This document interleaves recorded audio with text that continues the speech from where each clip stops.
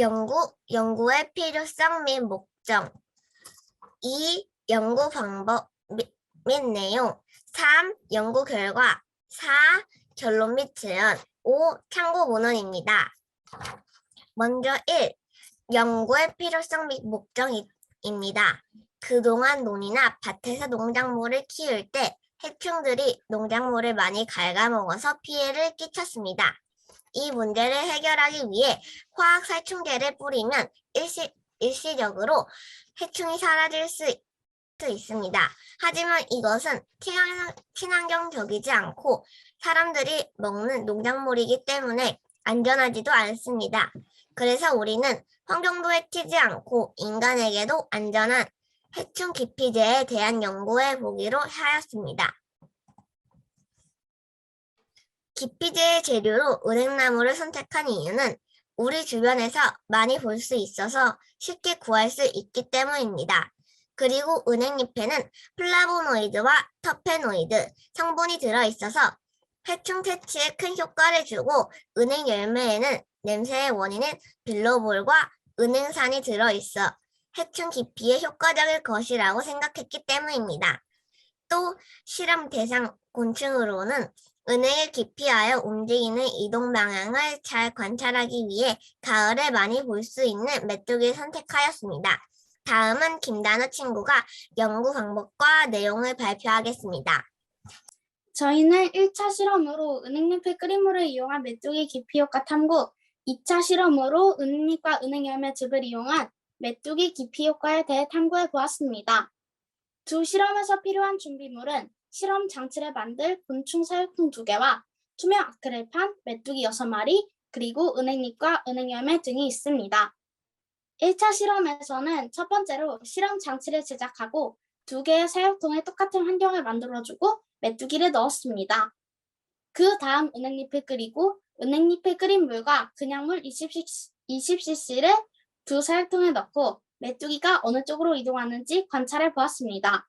나중에 실험 결과에서 보실 테지만 1차 실험이 메뚜기에게 크게 효과가 없는 것 같아서 은행잎과 은행열매즙을 동시에 이용해 2차 실험을 해보았습니다.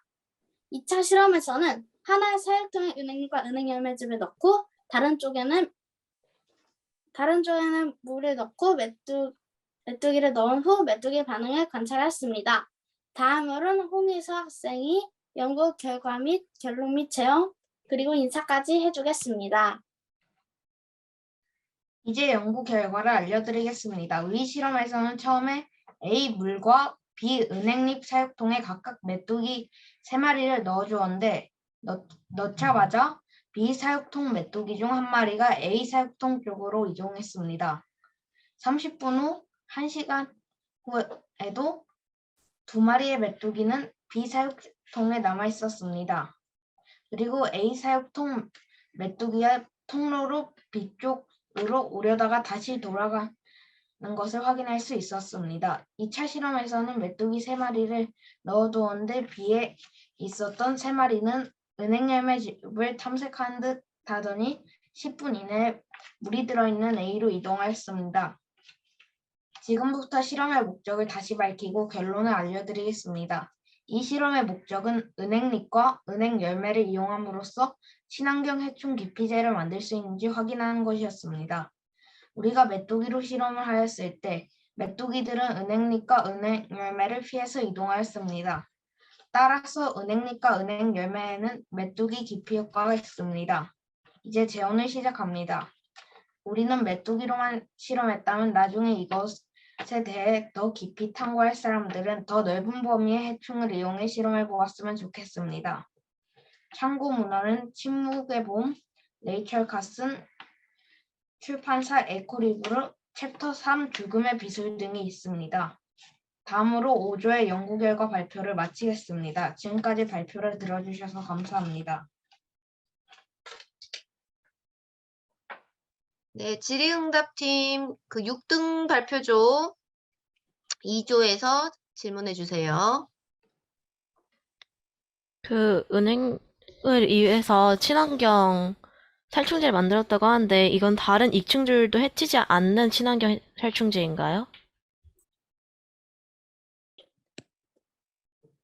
물론 벌레를 기피하게 하는 기능이 있기 때문에 오직 해충만을 기피하게 만드는 것은 아닙니다.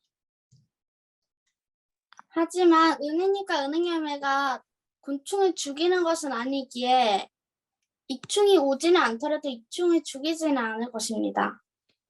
그런데 뭔가 농작물이 자라려면은 꿀벌이나 이런 것들이 씨바지 같은 걸 도와줘야 하는데, 꽃가루바지 이런 걸 도와줘야 되는데, 그러면 꿀벌들도 기피할 수 있지 않나요? 저희가 아직 꿀벌에게는 실험 안 해와서 모르겠지만 메뚜기가 농작물을 갉아먹는 가장 완전 큰 요인이 되기 때문에 그래도 메뚜기만 없앤다면 피해는 가지 않을 것이라고 생각합니다. 비슷한 질문인데요. 혹시 메뚜기 말고 다른 해충에도 작용하는지 직접 실험해 보셨나요? 직접 실험해 보진 않았습니다. 다른 해충도 메뚜기랑 비슷한 경향이 있어서 효과가 있을 것 같긴 한데요. 저희가 다 해충을 실험해 보기에는 시간이 없어서 메뚜기만 딱 샘플로 두고 실험을 했습니다. 원래는 꿀벌로 실험하고 싶었는데 꿀벌이 독침도 있고 위험해서 실험을 못했습니다. 다음에는 꿀벌로 한번 실험을 해보겠습니다. 네, 고생했습니다. 추가로 질의응답 있는 친구들은 우리 그 구글 있으니까 거기에 하거나 아니면 선생님들 통해서 질문 정리해서 보내주시면 됩니다. 그래서 여기 팀은 그쪽 그 강현정 선생님이 초반부터 빨리 주제를 잡아서 추가 실험도 열심히 하고 의욕적으로 빠르게 진행됐다고 칭찬을 많이 하셨어요. 선생님도 들으니까 이제 가을이 끝나가서 은행을 딱 구하기가 어려운 시점인데 딱 적절한 시기에 실험 재료들을 잘 해서 여러분들이 친환경과 관련돼서 이런 것들을 개발해서 이게 나중에 진짜 실용화까지 되면 엄청난 그 결과가 나올 것 같아요. 친환경 살충제 잘 했고요. 그동안 고생 많았습니다. 네, 강은정 선생님 또 아주 칭찬 많이 했어요. 대신 전달해 줄게요. 두 번째 도는 1조입니다. 1조 바로 발표 준비해 주세요. 지금 방금 잘했어요. 발표 끝나면 바로 질의응답 하시면 됩니다. 1초가 발표하는 동안 방금 발표한 5조는 다음 질의응답 준비해 주시면 돼요. 자, 1조 친구들 화면 공유해 주세요. 시작해요? 네, 바로 시작하시면 됩니다. 선생님한테 묻지 네. 않아도 돼요. 저희 팀의 실험 주제는 천연 살충제의 살충 효과 탐구입니다. 연구자는 김유라, 유아인, 이종민입니다. 발표 목차는 연구의 필요성 및 목적, 연구 방법 및 내용, 연구 결과, 결론 및 제안, 참고 문헌입니다. 연구의 필요성 및 목적은 침묵의 봄이란 책을 읽은 후 살충제의 문제점을 더 세세히 알게 되었지만 살충제를 사용하는 것이 해충을 죽이는 가장 편한 방법으로 생각했습니다. 그로 친환경적인 살충제에 더욱 관심을 가지게 되었고 이 때문에 연구를 하게 되었습니다. 밀웜은 어디에서나 구하기 쉽고 여러 번 실험을 진행할 때 큰 오차가 나지 않는다는 장점이 있고 크기가 너무 작지 않아서 살충제에 넣었을 때 바로 죽지 않고 실험 결과를 살펴보기 용이하기 때문에 실험 대상으로 선정하게 되었습니다. 이론적 배경은 식용 오일을 계란 노른자로 유화시킨 현탁액으로 오일의 지방산이 병원균의 세포병 및 원형질을 파괴하고 지방 대사를 방해하는 작용을 하며 간접적으로는 장맥 표면에 뿌려진 오일이 물리적인 피막을 형성해서 병원균의 침입을 억제하는 기능을 함으로써 천연 살균을 할 수 있습니다. 저희 팀의 3가지 실험 중 첫 번째 실험의 주제는 천연 살충제의 시간에 따른 살충 효과입니다. 가설은 밀웜들을 난황류에 담그면 숨이 막혀 5분 내에 사망할 것이다입니다. 변인 통제는 다음과 같습니다. 두 번째 실험의 주제는 천연 살충제의 농도에 따른 살충 효과입니다. 가설은 천연 살충제의 농도가 진할수록 효과가 좋을 것이다입니다. 변인 통제는 다음과 같습니다. 세 번째 실험의 실험 주제는 천연 살충제의 양에 따른 살충 효과입니다. 가설은 밀웜을 50ml, 150ml에 넣었을 때 150ml에 있던 밀웜이 더 빨리 죽을 것이다입니다. 변인 통제는 다음과 같습니다. 이제 이종민 학생이 연구 결과를 발표하겠습니다.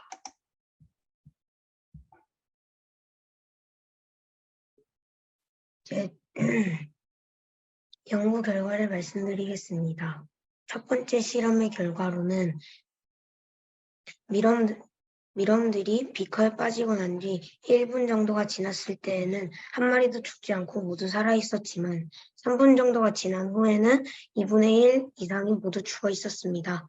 그리고 5분이 지나자 살아있던 미럼들도 모두 죽게 되었습니다. 미럼들이 난항류에 들어가서 죽게 될 때 미럼들은 처음에는 난항류 위에 떠 있다가 몸을 마구 흔들며 난항류 속으로 빠졌습니다. 난항류 속으로 빠진 미럼들은 점차 움직임이 둔해지고 몸을 동그랗게 마는 현상을 보였습니다.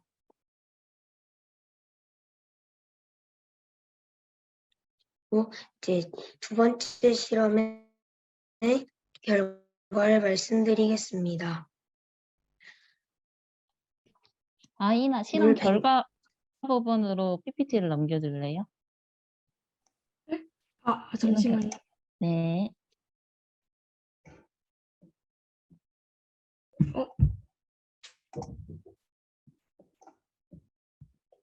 이거 아니에요? 여기 밑으로 좀 더 내려서 실험 결과. 네네. 여기에요? 네네. 종민이 2번 하고 있죠? 2번부터 네. 해주세요. 네. 두 번째 실험의 결과를 말씀드리겠습니다. 두 번째 실험에서는 물 100ml와 식용유 50ml를 섞은 페트리 접시의 미럼들이 가장 오랫동안 살아 있었습니다. 그와 반대로 식용유의 비중이 더 높은 물 80ml와 식용유 70ml를 섞어서 만든 난항류가 들어있는 페트리 접시의 미럼들이 제일 먼저 죽었습니다. 이로써 농도가 진한 난항류일수록 미럼이 빨리 죽는 것으로 보아 농도가 진한 살충제일수록 효과가 더 좋은 것 같다는 추측을 하게 되었습니다. 다음 실험상에 대한 연구 결과를 말씀드리도록 하겠습니다. 미럼이 살충제가 50ml가 있을 땐 32초, 살충제가 100ml가 있을 땐 25초, 150ml의 살충제가 있을 때 17초에 죽었으므로 150ml의 살충제가 있을 때 가장 오래 살았고 150ml의 살충제가 있을 때 가장 빨리 죽었습니다. 그리고 미럼이 익살하였는지 확인하기 위해서 미럼을 어항에 넣어 보았는데 어항에 들어간 미럼은 시간이 지나도 죽지 않았습니다. 이것으로 익사가 아닌 난항류로 죽은 것을 알 수 있었습니다. 그 다음 결론에 대해서 발표를 하겠습니다. 실험 1에서는 난항 살충제를 뿌린 시간이 길수록 살충 효과가 컸고요. 실험 2에서는 난항류의 농도가 진할수록 해충이 빨리 사망하였습니다. 마지막으로 실험 3에서는 난항류의 양이 많을수록 해충이 빨리 사망하였습니다. 따라서 살충제를 뿌리는 시간을 길게 하고 농도를 진하게 하며 양을 많이 뿌린다면 난항류의 살충 효과는 더욱 커질 것입니다. 또한 난항류 살충제가 들어간 해충은 무조건 죽었습니다. 그러므로 천연 살충제 효과가 화학적 살충제의 효과와 비슷하다는 걸 알 수 있었습니다. 따라서 해충을 살충하기 위해 화학적 성분이 있는 살충제보다 천연 살충제를 사용하면 환경 오염뿐 아니라 건강에도 좋으므로 사용을 권장합니다. 그리고 재현에 대해서 발표하겠습니다. 프로젝트를 진행하면서 미럼의 수를 더 늘리고 길이와 굵기가 비슷한 크기로 했다면 더 자세한 결과가 나왔을 것이라고 생각합니다. 그리고 은혜와 진딧물 같은 식물에 실제로 해를 끼치는 해충으로 실험했으면 더 실용적이고 확실한 결과가 나왔을 것 같습니다. 저희는 네이버 지식백과 내일책 카스는 지은 친목예보, 농촌진흥청 농업기술포털, 농촌진흥청 국립농원과학원을 참고하여서 써왔습니다. 그리고 저 김유라는 실험 3 연구를 맡아 진행하였으며 이 실험 3 연구 결과를 정리하였습니다. 취합된 보고서를 바탕으로 지도 교사의 멘토링을 받아 서론 및 결론 부분을 보완하고 보고서를 완성하였습니다. 산출물 발표에 또 참여하였습니다. 두 번째, 유아인 학생은 실험 이 연구를 맡아 진행하였으며 연구 이 결과를 정리하였습니다. 각각의 실험 결과를 수합해 보고서 전체를 완성하였습니다. 완성된 보고서를 바탕으로 발표 프레젠테이션을 만들었고 선출물 발표에도 참여하였습니다. 마지막으로 이종민 학생은 실험 앱 연구를 진행하였으며 실험의 연구 결과를 정리하였습니다. 여러 실험 바탕으로 이 보고서 내용을 취합하였으며 발표 시 질의응답과 관련된 부분을 예상하고 정리하였습니다. 또한 산출물 발표에도 참여하였습니다. 이상으로 저희 1조 발표를 마치겠습니다. 경청해 주셔서 감사합니다. 네, 1조 발표 잘 했습니다. 1조 발표에 대해서 몇 조 방금 발표한 5조가 질의응답 친구들 1인당 문제 이제 질문 하나씩 해주시면 되고요. 그다음 그 외에 친구들도 혹시 꼭 질문하고 싶은 게 있으면 추가로 하셔도 돼요. 알겠죠? 아니면 채팅창에 남겨놔도 돼요. 질문하기 조금 부담스러우면. 알겠죠? 그럼 발표했던 친구가 읽어주고 답변 달아줘도 됩니다. 그다음에 지금 방금 친구들이 잘했어요. 그 마지막에 어떤 역할 했는지 그 내용들도 한번 얘기해주면 아, 이 보고서가 이렇게 과정을 통해서 나왔구나라고 다른 친구들도 알 수 있을 것 같아요. 잘했습니다. 자, 질문 5조에서 질의응답 시작해 주세요. 제가 할게요. 좋은 아이디어고 발표도 잘했는데 난황류 살충제를 자연에 뿌린다면 익충과 식물에게는 피해가 없나요?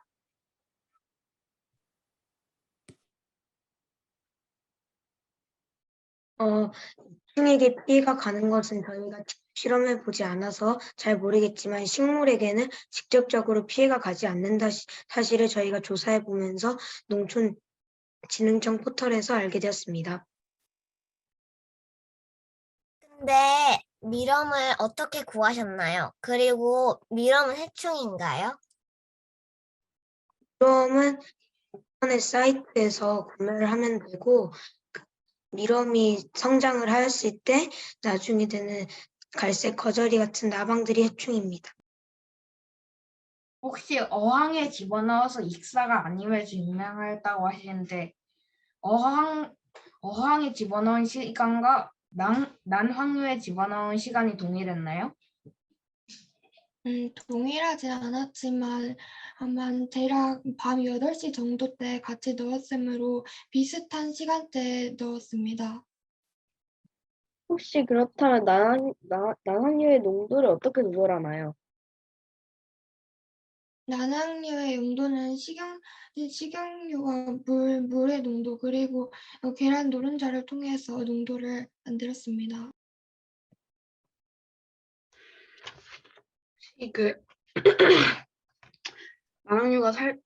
난황류가 벌레도 숨을 쉬지 못하게 해서 죽인다고 하셨잖아요. 그러면 혹시 식물도 숨을 못 쉬어서 죽을 수 있지 않을까요?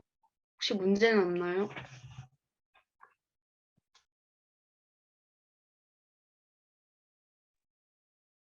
식물에게는 오일이 코팅, 방막 같은 역할을 하면서 해충들을 오히려 막아주기 때문에 식물에게는 크게 피해가 가지 않습니다. 추가 질문 없을까요? 더 이상? 네, 그러면 마무리하고 선생님도 1조 발표를 들으면서 난황류라는 것을 처음 그 단어를 알게 됐고 또 그때 중간 발표할 때 미럼 가져왔었다. 그쵸? 이조는? 그래서 깜짝 놀랐어요. 너무 열심히 준비해서. 그래서 모여가지고 실험하기가 좀 어려웠을 텐데 우리가 학교도 다 다르고 그쵸? 지역도 멀고 근데도 그런 거리적인 어려움이 있음에도 이렇게 각자 열심히 재료를 준비하고 열심히 실험 계획을 세워가지고 아주 열심히 실험을 했던 것 같아서 인상이 남았던 조예요. 그래서 중간 발표 때보다 좀 더 보완된 모습으로 잘 마무리한 것 같습니다. 자, 고생한 이 친구들한테 아까 5조도 박수 못 받았죠? 첫 번째, 두 번째 열심히 발표해준 친구들에게 박수. 연구하느라 고생했습니다. 네, 이제 세 번째 조 친구들 준비하시고요. 저희 3조는 비료의 윤무와 그 종류에 따른 식물의 공기 정화 능력차가 있는가라는 주제를 연구하였습니다.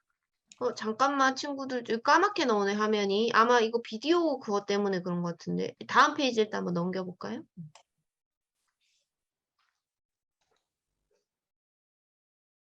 지금 화면 공유했을 때 까맣게 나오거든요, 여기가. 네. 그 바 때문인 것 같은데. 아, 응. 이러면 되나요? 네. 됐다. 깨끗해졌다. 지금부터 연구의 필요성을 말씀드리도록 하겠습니다. 오늘날에는 공기 오염으로 인해 과거보다 공기의 질이 더 나쁘다는 문제점이 있습니다. 이 문제를 해결하기 위해서는 작은 일부터 시작해야 한다고 생각합니다. 그 작은 일은 각 가정에서 공기정화 식물을 키우는 것입니다. 저희는 실험을 통해 비료의 유무와 종류에 따른 공기정화 능력의 변화를 알아보았습니다.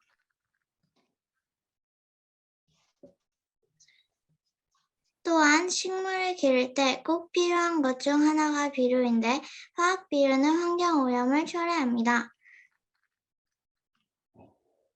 그래서 요즘에는 환경을 위해 천연 비료를 많이 사용하고 있습니다.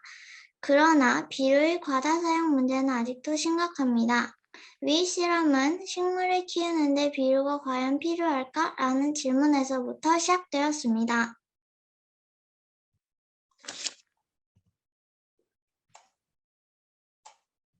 저희 연구의 목적을 말씀드리도록 하겠습니다.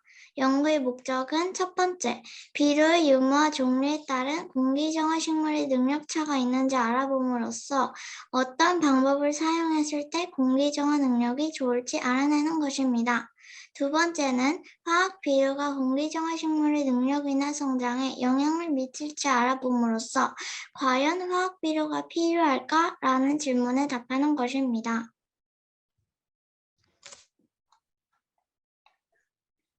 저희는 총 3가지 실험을 진행하였는데요. 각각의 실험 방법에 대해 말씀드리도록 하겠습니다. 실험 1의 방법은 첫 번째, 나무 박스를 밀폐시키고 1일이 경과한 후에 박스 안에 공기질을 측정합니다. 두 번째, 1일이 지난 후에 테이블 야자를 넣고 또 1일이 지난 후에 공기질 측정기로 박스 안에 공기질을 측정합니다. 그 다음 실험 2 방법은 다음과 같습니다.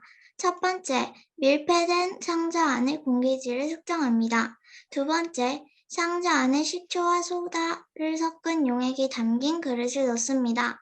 상자의 뚜껑을 거의 닫고 모기약을 1회 10초간 뿌리고 공기질을 측정합니다. 세 번째, 테이블 야자를 넣고 1분 간격으로 공기질을 측정하고 CO2가 400이 되면 측정하기를 멈춥니다. 네 번째, 알비료를 준 테이블 야자와 액체 비료를 준 테이블 야자로 첫 번째부터 세 번째 방법까지를 반복합니다.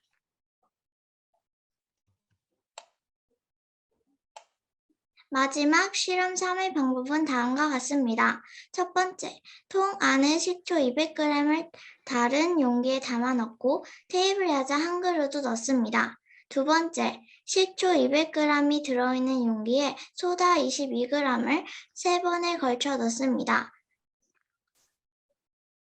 세 번째, 공기질 측정기의 라이트 버튼을 3초 이상 눌러 삑 소리가 나면 집어넣습니다. 네 번째, 2시간 간격으로 첫 번째부터 네 번째 방법까지를 반복합니다.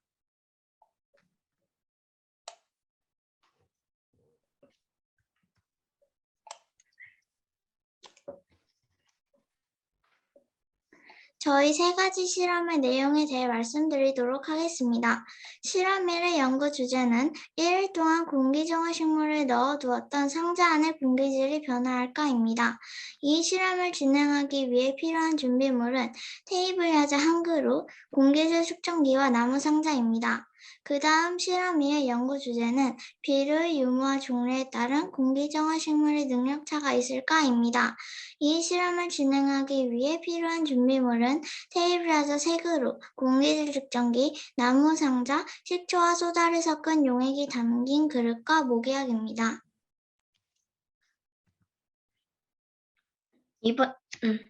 이제 실험 3의 내용을 말씀드리겠습니다. 실험 3은 비료의 유무와 종류에 따른 식물의 공기정화 능력 변화가 있을까? 라는 가설로 연구하였습니다. 실험 준비물은 통 1개, 공기를 측정기, 테이블 야자 3그루, 액체 비료 100ml, 알비료 30알, 식초 200g과 소다를 사용하였습니다.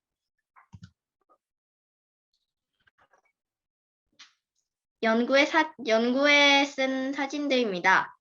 실험 2의 사진으로는 첫 번째 식초와 소다, 두 번째 식초와 소다 용액, 세 번째 모기약을 뿌리는 장면이 있습니다. 그리고 실험 3의 사진으로는 첫 번째 실험 용기의 사진, 두 번째 이산화탄소 발생 사진, 세 번째 식초와 소다의 사진이 있습니다. 실험 1의 연구 결과로는 1일 동안 공기정화 식물을 넣어두었던 상자 안의 공기질이 변화할까? 였습니다. 그러나 CO2 수치를 높이지 않은 박스 안에서는 테이블 야자 3그루 모두 변화가 없었습니다.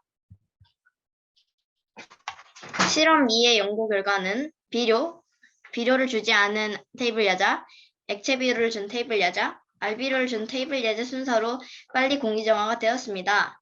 그러나 비료의 화학작용이 CO2 수치에 영향을 미쳐서 일시적으로 액체 비료와 알비료를 준 테이블 야자의 CO2 수치가 올라갔습니다.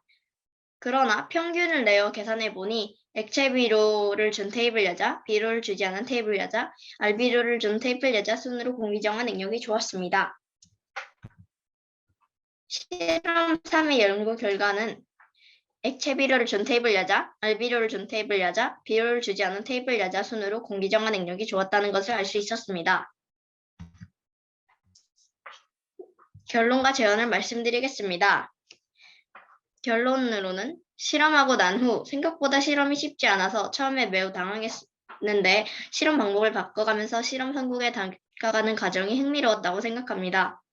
그리고 공통적으로 액체 비료를 준 공기정화 식물의 능력이 가장 좋았는데 그 이유는 알비료보다 액체 비료가 영양소 흡수가 더 쉬웠기 때문인 것 같습니다.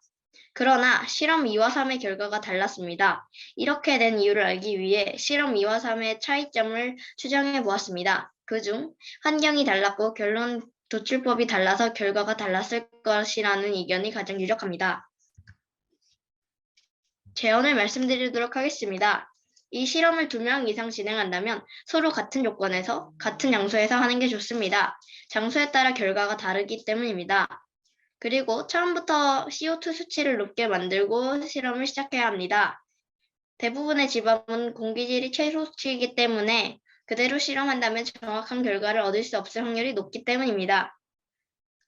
마지막으로 공기정화 식물을 안 좋은 환경 속에 너무 오랫동안 두지 않는 게 좋습니다. 경험상 공기정화 식물의 잎과 줄기가 썩을 수도 있고 심하면 죽어버립니다.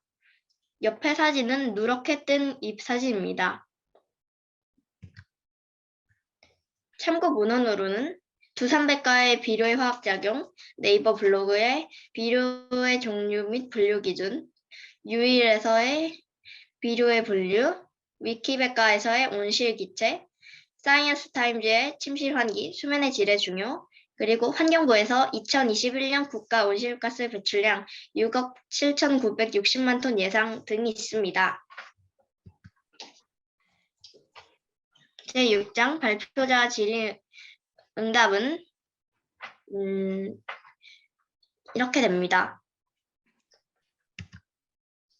지금까지 발표를 들어주셔서 감사합니다. 네, 고생했습니다. 화면 공유 멈추고, 옳지. 자, 질의응답 하겠습니다.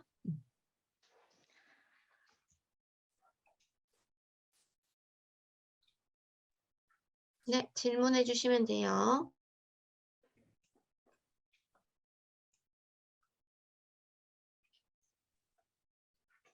먼저 질문하겠습니다. 결론을 보면은 실험 2와 실험 3에서 환경이 다르다고 하셨는데 실험 2에서 어떤 환경이었고 실험 3에서 어떤 환경이 있었나요? 일단 실험 2에서는 제 집에서 실험을 하였고 실험 3에서는 제 팀 아닌 서연의 집에서 실험을 하였어요.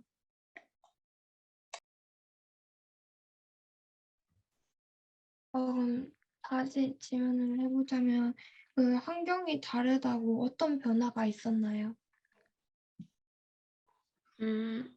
일단 환경이 달라서 그 집안에 특정한 CO2가 머물 수 있는 기간이랑 그리고 또 CO2가 빨리 빠져나가는 정도가 다르기 때문에 실험 결과가 다르게 나왔고요. 또 주원인의 집에서 한 실험에서는 평균을 내어 계산해 보았을 때 액체 비료 X 그리고 R비료를 준 테이블 야자 순으로 공기 정화 능력이 좋았지만 제 집에서 한 실험의 경우에는 액체 비료를 주지 않은 테이블 야자 순으로 공기 정화 능력이 좋았습니다. 마지막 결론 및 재현 부분에서 누렇게 뜬 테이블 야자의 사진을 보여주었는데 그게 정말 이산화탄소의 원인으로 죽은 게 아닐 수도 있지 않습니까? 그것은 제가 찍은 사진인데요.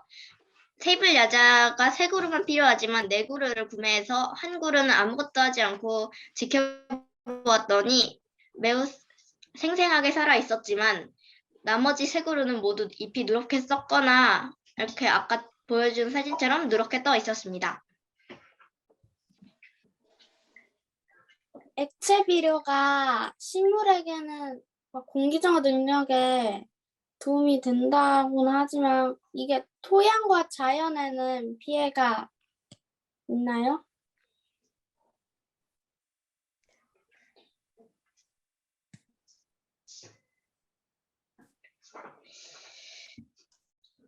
그것은 아직 실험을 해보지 못했습니다.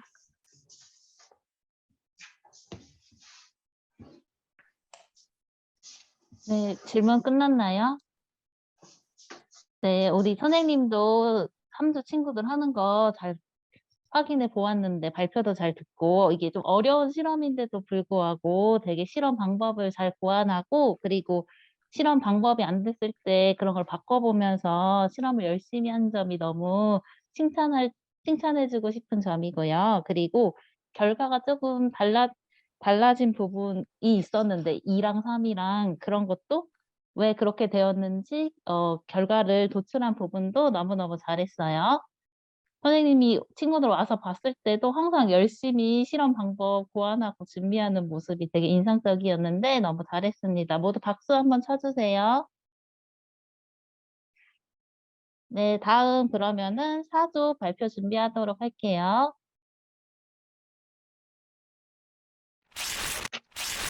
안녕하세요. 저희는 어부목표의 단점 개선하기라는 주제를 가지고 연구를 하고 있는 김포초등학교의 전지현, 영동초등학교의 최주원, 하얀초등학교의 원유원이라고 합니다.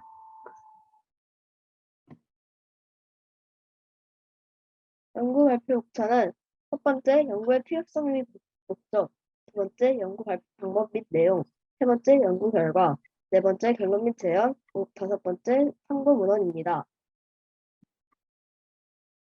먼저 연구의 필요성 및 목적을 말씀드리겠습니다.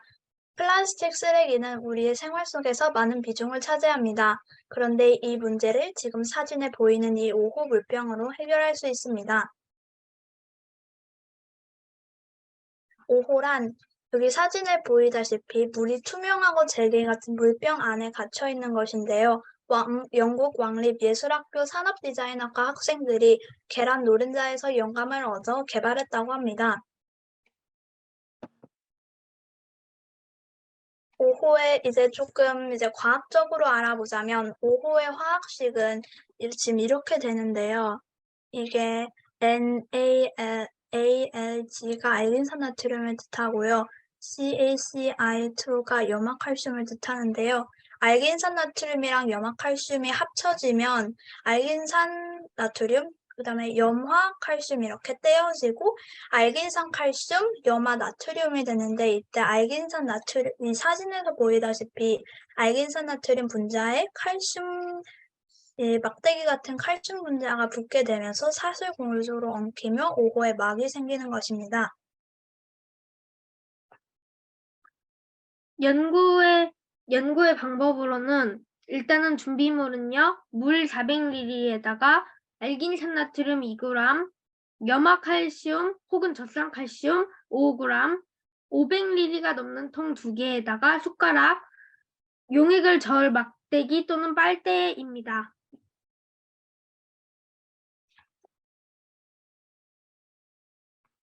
먼저 물 250ml에 알긴산나트륨 5g을 넣고 섞는다. 이 용액을 가용액이라고 합니다. 비린내 제거가 목표인 경우는 이때 레몬즙을 넣습니다. 물 300ml에 염화칼슘 5g을 넣고 섞습니다. 이 용액을 나용액이라고 합니다. 가용액과 나용액이 완전히 용해질 때까지 방치합니다. 그리고 가용액을 스푼으로 가득 퍼가지고 나용액에 넣고 30초를 기다린 후 꺼냅니다. 오후에 운반 위생 문제 해결이 목표인 경우 4회 오후에 남은 가용액과 함께 국자에 넣고 나용액에 넣고 30초를 기다린 후 꺼냅니다.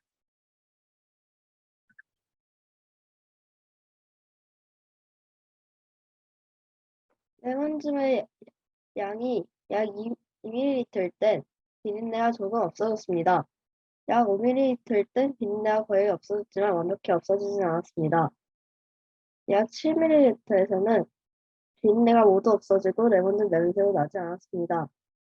약 10ml에서는 비린내가 모두 다 없어졌지만 지금 레몬 향이 강하게 났습니다. 이중 오호는 처음에 보였듯이 오호 안에 또 다른 오호가 들어있는 것입니다. 밖에 오호가 터지거나 오염되더라도 안에 오호는 안전하게 되어 있습니다. 결과는 이중 오호는 안에 오호를 보호해주는 기능이 매우 뛰어납니다. 특히 염화칼슘이나 젖산칼슘 물에 오래 담가두면 막이 더 두꺼워져 효과가 좋아집니다. 반면 안에 들어가야 할 오호들이 잘 흩어져서 만들기가 많이 어렵습니다. 성공한 이중 오호는 2개. 첫 번째는 안에 오호가 완벽하게 보존이 되었고, 두 번째로 성공한 이중 오호는 안에 오호의 일부가 바깥으로 튀어나왔습니다. 성공한 이중 오호가 2개에 비해 실패한 이중 오호는 2개로 더 많았는데요. 안에 오호들이 흩어져서 바깥쪽에 오호가 만들어지지 않았습니다.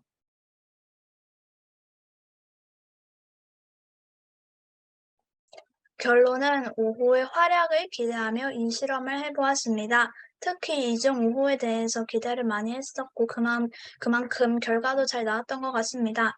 이 주제를 선택한 것은 아주 잘한 일인 것 같고 앞으로도 5호가 많이 발전해서 환경에 더 도움이 되면 좋겠습니다. 제언으로는 콜라에 원재료민 함량 간의 레몬즙이 있는 것을 확인하였습니다. 지금 우측에 있는 사진의 제일 위쪽 노란색 동그라미에 천연향료 레몬즙이라고 써있는 게 있습니다. 이 점을 활용하여 콜라를 5호를 만드는 데 사용하면 5호의 비린내를 제거하는 동시에 더 5호를 맛있게 할 수 있을 것이라고 생각합니다.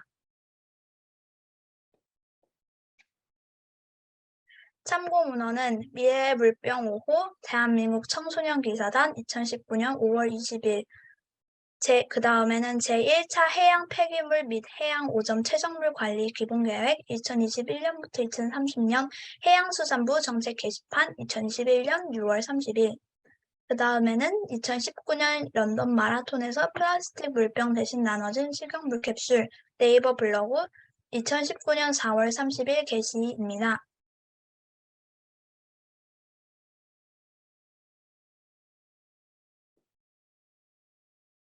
역할로는 최주원은 PPT 제1장 연구의 필요성 및 목적, 제4장 결론 및 제안을 했고요. 권유환은 PPT 제2장 연구의 방법 및 내용과 질의응답을 할 것입니다. 저 정지현은 PPT 제3장 연구 결과와 질의응답을 할 것입니다. 지금까지 발표를 들어주셔서 감사합니다.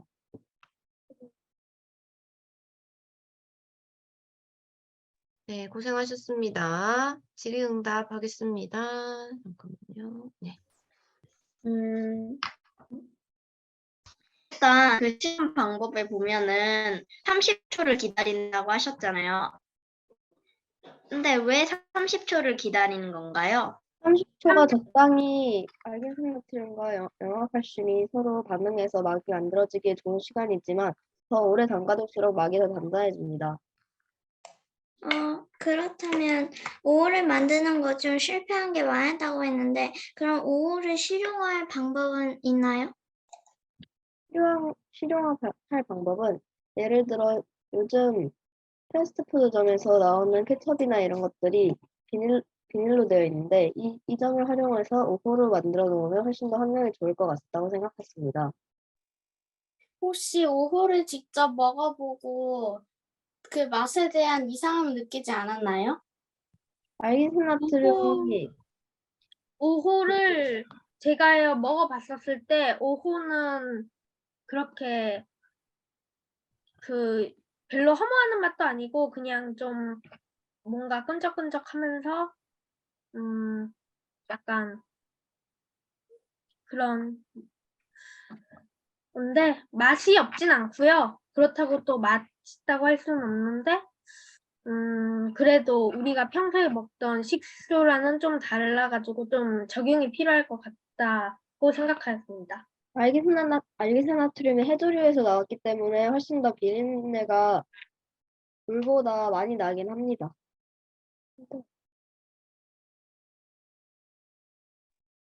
그러면 오호에 대해서 거부감을 가진 사람이 있다면 오호를 실용화하기 힘들지 않을까요? 그래서 그 점을 실용화하기 위해 좀 더 비린내를 없애본다던가 다른 맛을 더해서 비린내가 느껴지지 않게 한다는 등의 방법을 해보려고 했습니다. 오호를 그래서 만들기 쉽나요? 아니면 어렵나요? 실패하기 많았다고 해서요. 오호를 만드는 거는 괜찮은데 이중 오호를 만들 때는 좀 기술이 필요한 부분이 있는 것 같습니다. 레몬즙 외에 비린내를 제거할 수 있는 것은 무엇인가요? 다른 산성 물질들입니다.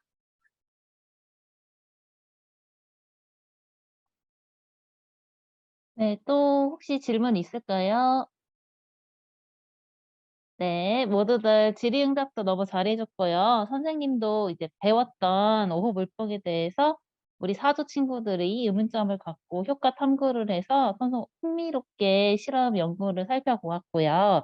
우리 친구들 말한 것처럼 이런 내용들을 좀 더 발전시켜가지고 연구를 한다면 나중에 실용화하거나 도움이 더 잘 될 거라고 생각을 합니다. 보고서 작성이랑 그 PPT 준비도 너무 잘했어요. 우리 사조 친구들한테 박수 해주세요. 네, 우리 그 다음에 6조죠? 6조 친구들 발표 준비할게요.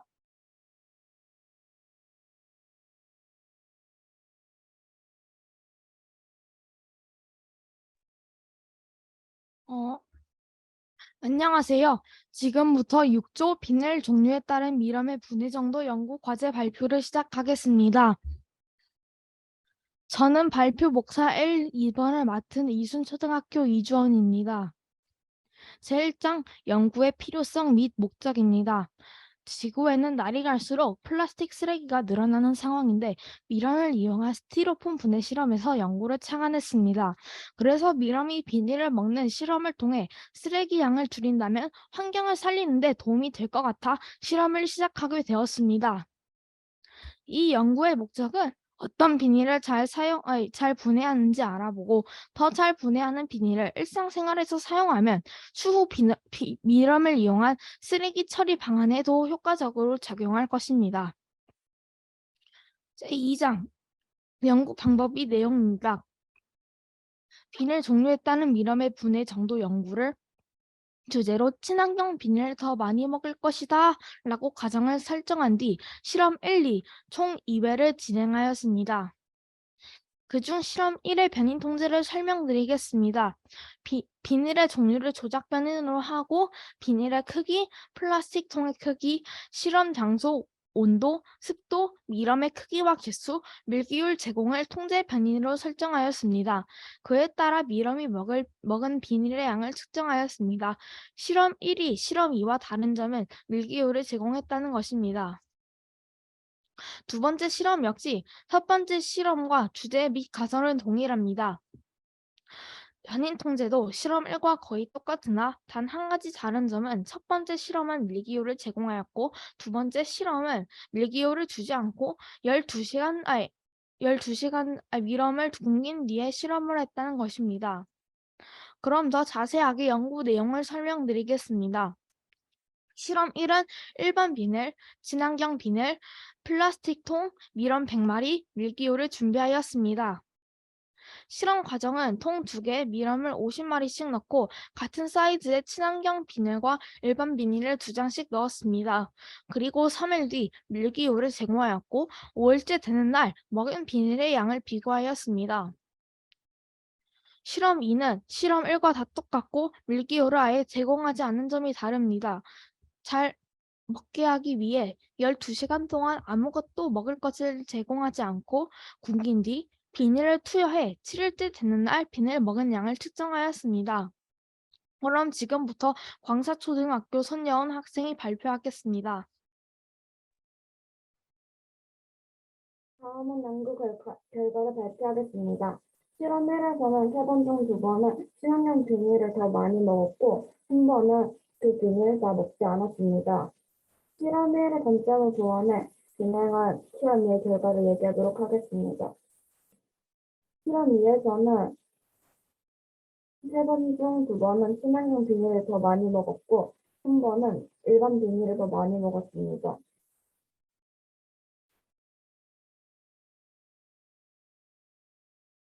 다음은 결론 및 제안을 발표하겠습니다. 처음에 이 실험을 시작할 때에는 스티로폼을 분해하는 미람에 관한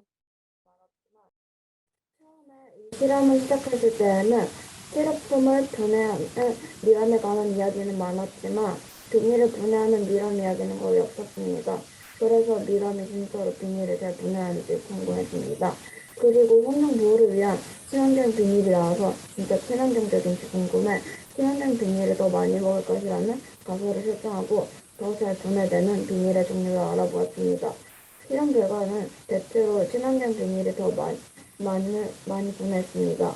모두만 한 명에게만 일반 비닐을 더 많이 먹었다는 결과가 나와서 그 이유를 검토해본 결과 그 이유가 실험을 할 때 한 명만 사용한 비닐의 종류, 일반 비닐의 종류 다른 일반 비닐의 종류인 것 같았습니다. 이 이유가 맞으면 이 비닐의 종류가 실험 결과에 영향을 줄 수도 있다는 것을 알 수 있었습니다. 다음은 제안입니다. 비닐의 두께는 대체로 비슷하지만 정확한 실험을 위해서는 비닐의 두께를 맞추는 편이 좋았을 것 같습니다. 그리고 모든 운동이 똑같은 장소에서 실험을 한 것이 아니고 기온, 습도 또한 달랐기 때문에 미럼이 죽어서 실험 결과에 영향을 주기도 한 것 같아서 아쉬웠습니다. 또한 이 두 비닐에만 한정된 결과일 수 있으니 다른 비닐로만 실험하면 좋았을 것 같습니다. 그리고 만약 이 실험을 한다면 여러 종류의 비닐을 사용해서 하는 게 나을 것 같습니다. 그리고 이 실험 결과를 이용해 매립된 비닐 쓰레기에 미럼을 투여하여 비닐을 분해시킨다면 지구 환경에 도움이 될 것 같습니다. 참고 문헌으로는 스티로폼을 먹어 치우는 애벌레, 더 사이언스 타임즈, 미니 재활용 공장, 스티로폼 먹는 애벌레 찾았다, 조선일보 이 등이 있습니다. 마지막 연구자 역할은 손영은 실험 1, 2차 진행, 그리고 최종 보고서 전체적인 부분 정리, 최종 보고서 작성 참여, 프로젝트 작성, 학생의 맞춤, 발표가 있습니다. 학생은 실험 1, 2차 진행, 최종 보고서 부분 정리, 보고서 작성 참여, 프로젝트 작성, 상품을 발표 참여했습니다. 이주원 실험 1, 2차 진행, 최종 보고서 부분 정리, 보고서 작성 참여, 프로젝트 작성, 상품을 발표 참여하였습니다. 지금까지 발표를 들어주셔서 감사합니다.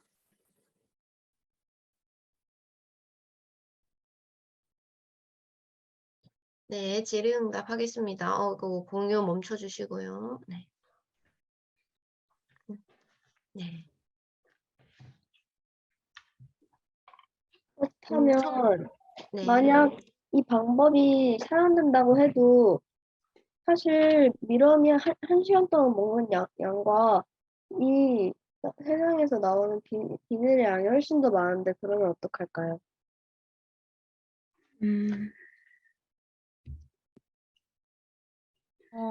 그런 건 좀 더 미럼에게 최적화된 그런 성분으로 비닐을 만들어서 더 많이 활용하면 될 것 같습니다.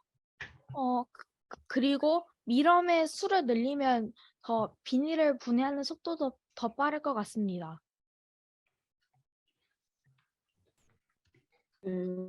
그리고 미럼이 만약에 친환경 비닐을 더 많이 했잖아요.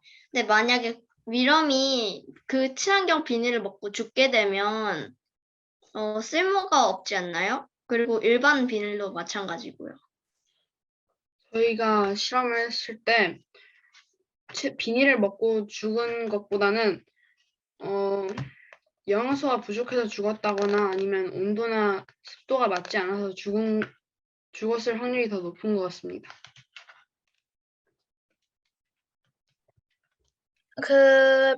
친환경 비닐이랑 일반 비닐을 먹었을 때 뭐를 더 많이 먹었는지 이제 알았잖아요.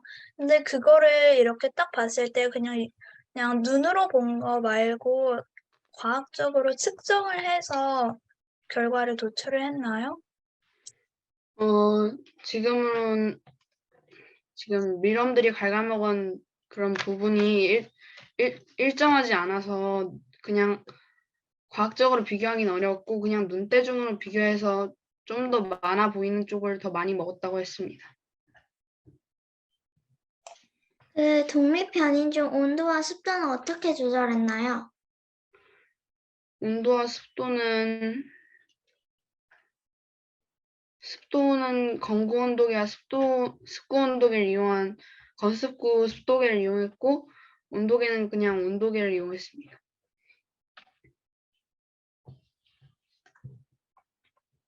친환경 비닐이 더 무겁다 이런 것들은 측정을 해보지 않았습니까?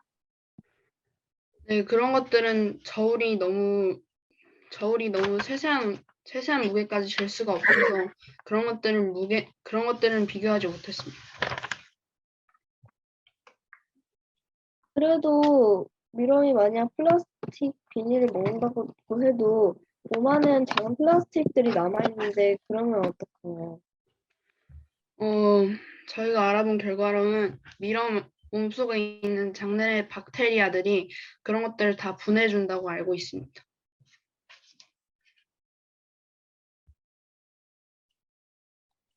자, 또 질문 있는 친구 있나요? 그리고 이렇게 탈피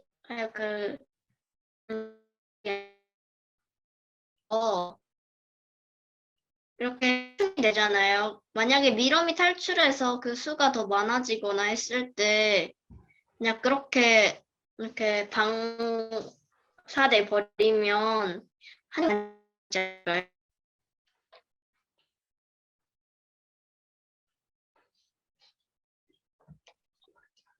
다시 말해주실 수 있나요? 지금 잘 안 들렸어요. 미럼이 변태해서 그 해충이 되잖아요. 만약에 해충이 됐을 때 만약 미럼들이 그 비닐을 먹는 곳에서 나와버리면 환경에 더 안 좋지 않을까요? 저희는 그 미럼이 변태해서 갈색 거저리가 되었을 때 따로 통을 한 개 만들어 갈색 거저리들을 사육하고 있었습니다.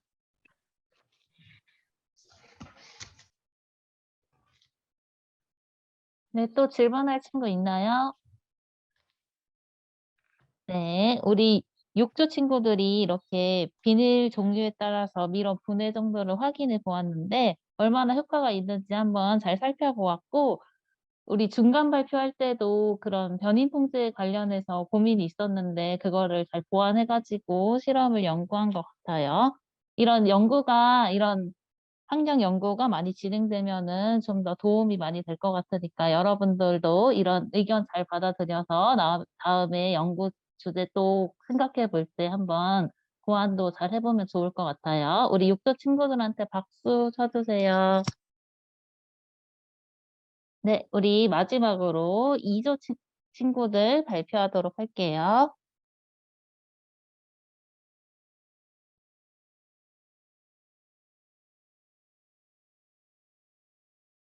선생님 보이나요? 네, 잘 보여요.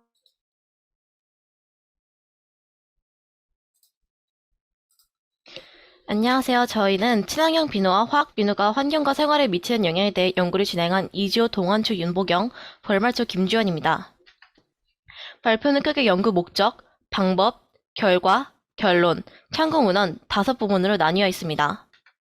연구를 진행한 이유는 수질 환경이 심각하게 오염되고 있으며 다양한 친환경 제품들이 생겨나고 있는데 그중 친환경 비누를 소비하는 사람들이 많지만 친환경 비누가 환경에 미치는 영향을 상세히 알고 있다는 사람들이 적다는 것을 깨닫고 친환경 비누의 효과를 알아보기 위해 화학 비누와 친환경 비누를 비교하는 방식으로 연구를 진행해 보기로 했습니다. 실험 배경으로 화학 비누는 계면활성제, 지방산, 금속염 등 자연 분해가 어려운 재료를 이용해 제작되지만 친환경 비누는 글리세린, 이음용액, 식물성 기름 등 환경에 영향이 없는 재료를 이용한다는 것 등입니다.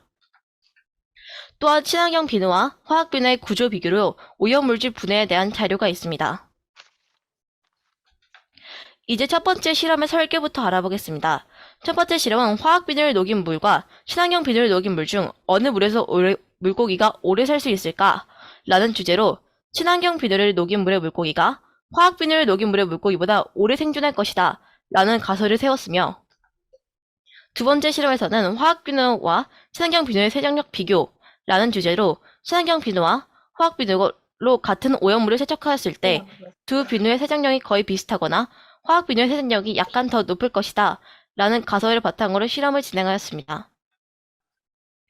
첫 번째 실험은 먼저 비누의 양을 맞춰 미지근한 물에 녹인 후 녹은 친환경 비누와 화학 비누액을 투명한 플라스틱 컵에 붓고 그 속에서 물고기, 실험에 사용된 6마리의 구피를 투하해 구피에게 어떤 변화가 있는지 관찰하는 방식으로 실험을 진행하였습니다.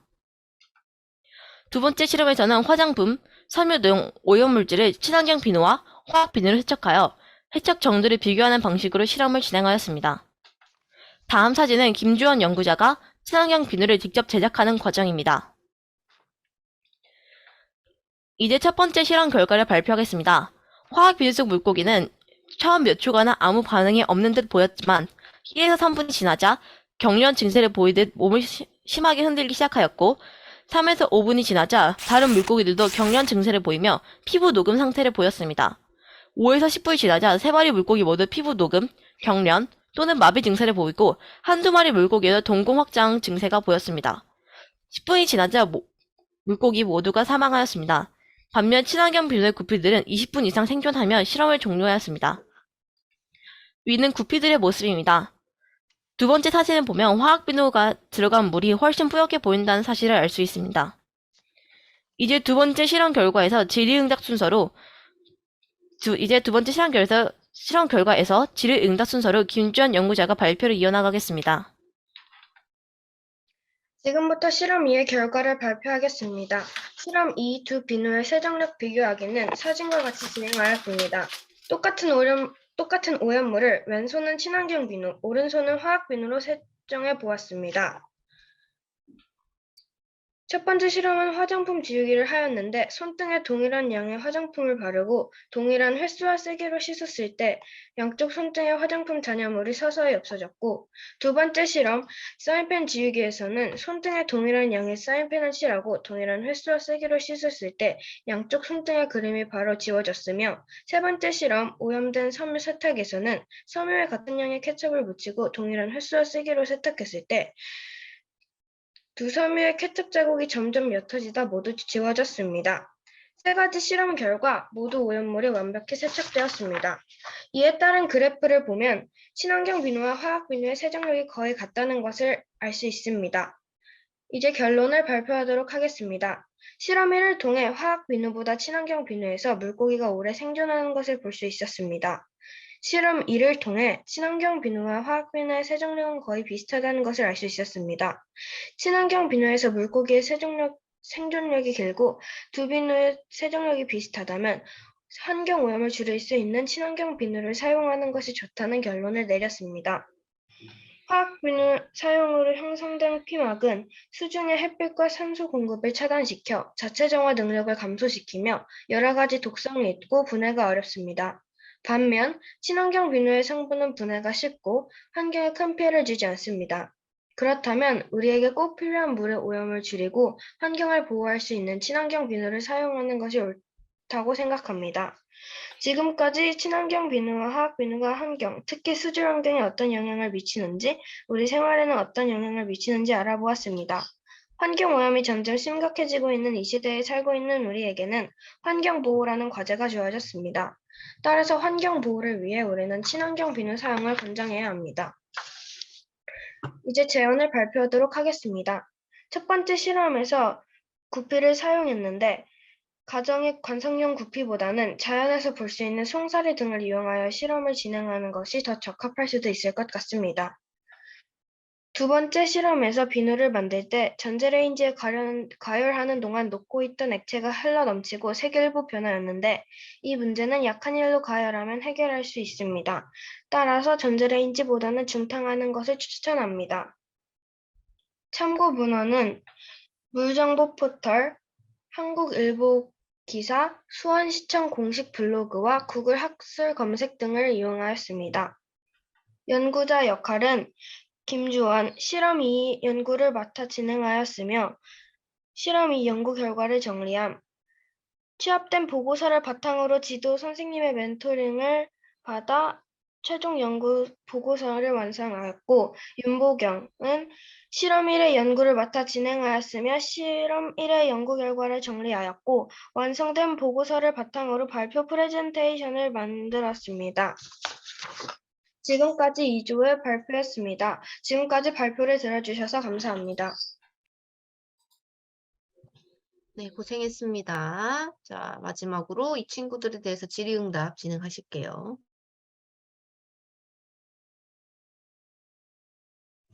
혹시 그 비누를 만들었다고 하셨는데 들었나요? 다시 한번 말씀해 주실 수 있나요? 비누를 어떻게 만드셨나요?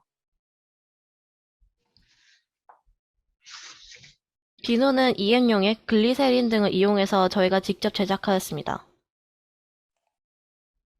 왜 많은 물고기 중 구피를 선택했나요? 아까도 말씀드렸지만 구피는 일단 민물에 사는 물고기이고 구하기 쉬워서 선택하게 됐고 구피는 생명력이 길지 않기 때문에 빠르게 실험을 진행할 때 유용할 거라 생각했습니다. 화장품을 이제 손에 발랐다고 했는데 화장품을 같은 양으로 발랐다고 하셨잖아요. 근데 화장품의 양을 어떻게 측정하셨나요? 과학적인 방법으로 측정하려고 노력했으나 그것은 거의 불가능했기 때문에 눈대중으로 맞춰서 실험을 진행하였습니다. 그 친환경 비누에 넣은 구피들은 30분 이상 살아남았다고 하셨잖아요. 그 30분 이후로 살아서 계속 쭉 생명을 이어갔나요? 아니면 그 전에 죽었나요? 아니, 그 후로 죽었나요?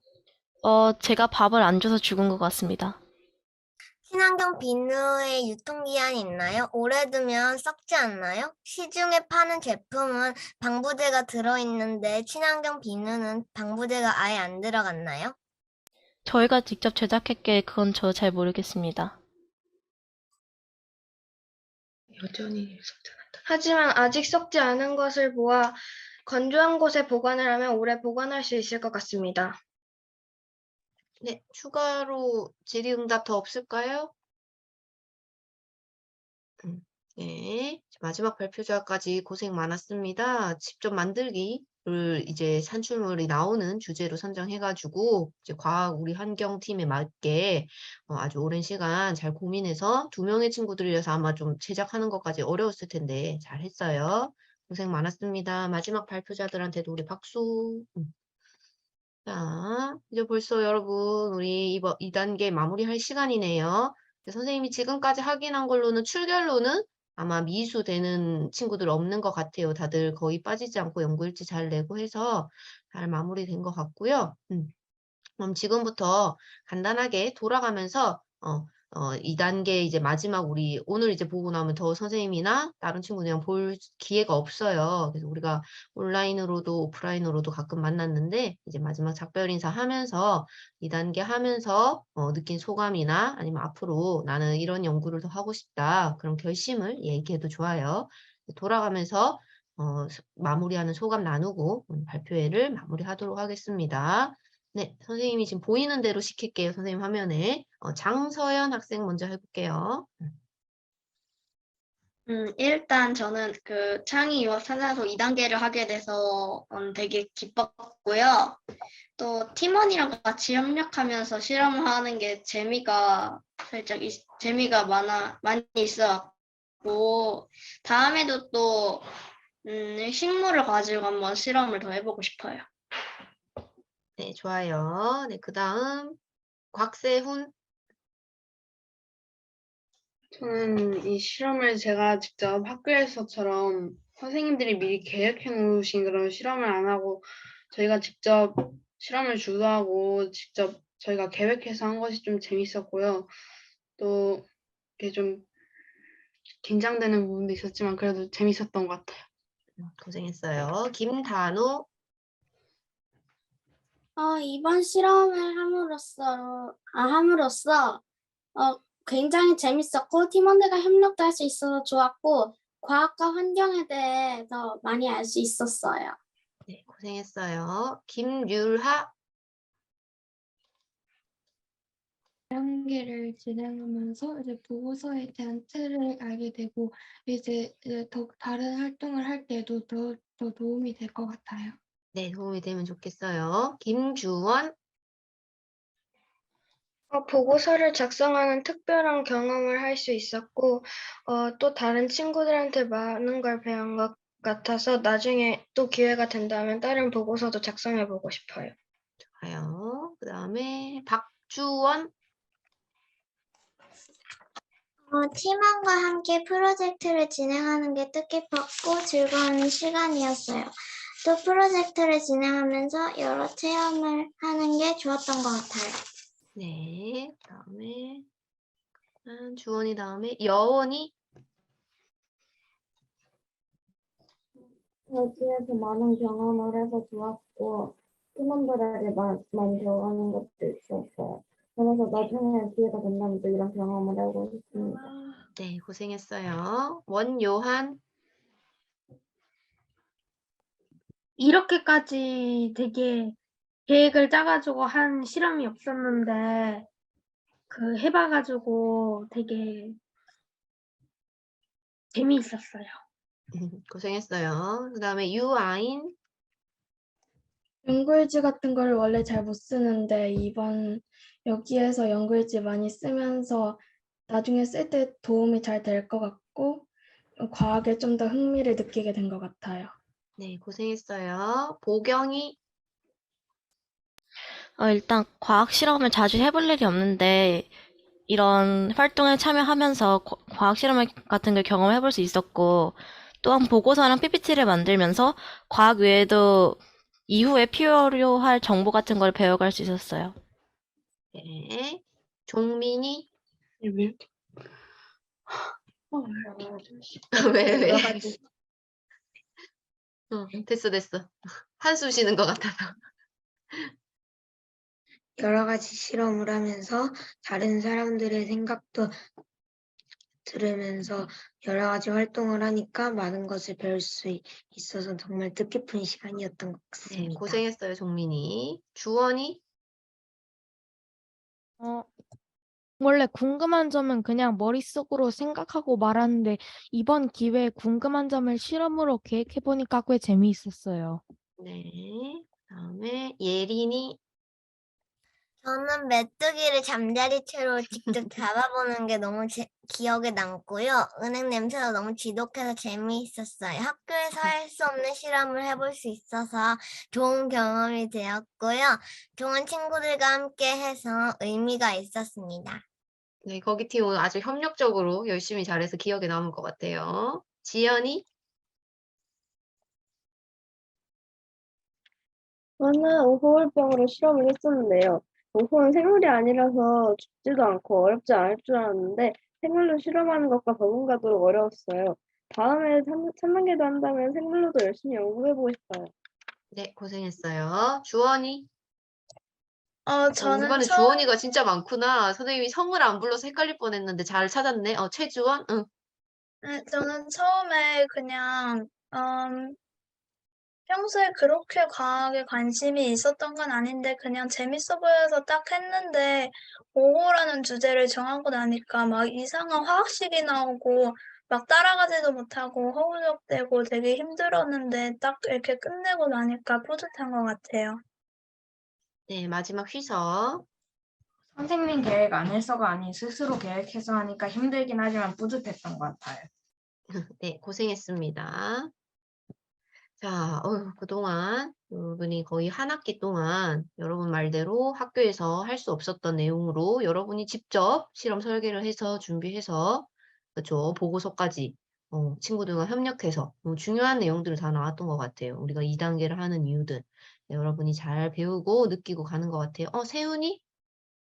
없으면 아이고 토요일 점심 배고프죠? 얼른 점심 먹어야 되니까 그동안 발표 고생 많았고요. 자, 이제 마무리하면서 안녕. 감사합니다. 너무 많았습니다. 감사합니다. 안녕히 계세요.